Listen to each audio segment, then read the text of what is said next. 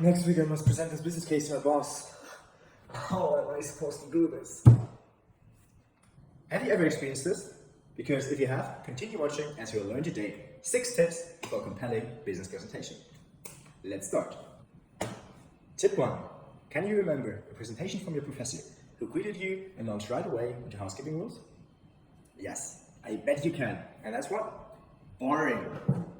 Research shows that the first 30 to 60 seconds are the most critical time of your presentation, as that's the time where your audience has the most attention. This is the time to catch your audience and lay the foundation for an effective presentation, as I've shown in the beginning. Let's move on to tip 2. Do you notice my body language? My back is arched and I'm hunched over. What does that radiate? That's right, insecurities, and you don't want to show them. On the contrary, an upright, expansive posture does 2 things. Not only does it make you feel better because of physiological effects, no, it also lets you appear more dominant, which your audience will appreciate. Let's move up to tip 3. We are good at expressing our actions, but not our influence. Even paying attention to how we say things is almost impossible. Listen.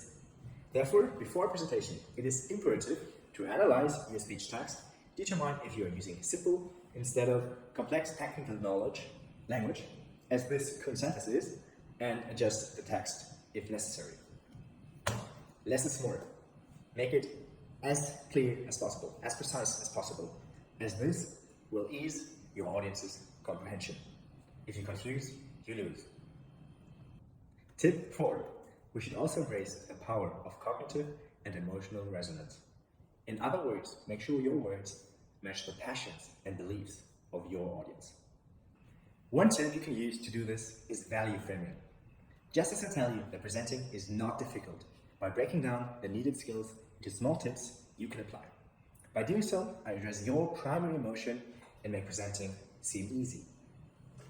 Before I talk about the content of your presentation, I want to give you one last tip for your appearance. Science shows that a deep, loud voice projects more dominance. You might do a good job in a two-sided conversation, but speaking loud is especially important when presenting.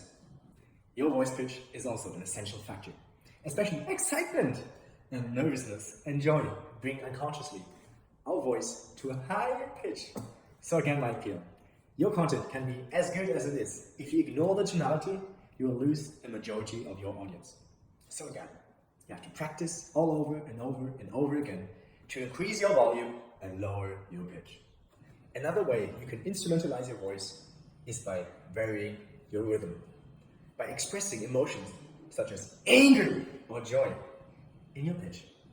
Also emphasize on the power of pauses to reinforce important information. Tip 6.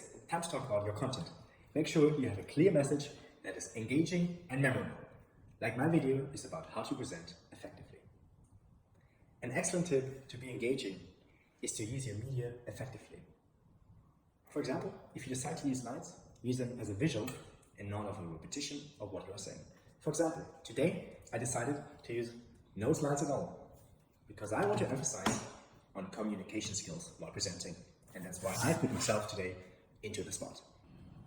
To make it memorable, you can summarize your message at the end, as I will do now. Tip 1. Start off with your best. Tip 2. Get used to an upright, expansive posture. Tip 3. Be precise. Tip 4. Be in resonance with your audience. Tip 5. Leverage your voice. And tip 6. Have a compelling message. Oh, wait a minute. Last but not least, I want to give you a bonus tip. Your message can be as engaging as you want it to be. Ultimately, it's about using that interest to get your audience into action. The best way to do that is to give them a small step, which is very easy to take. So here's my call to action.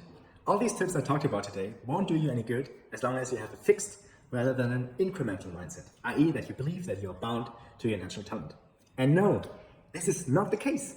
Research says that we can effectively work for improvement and constantly evolve. So get into action and embrace the concept of deliberate practice.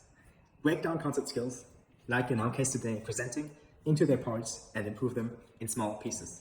Tip by tip, step by step.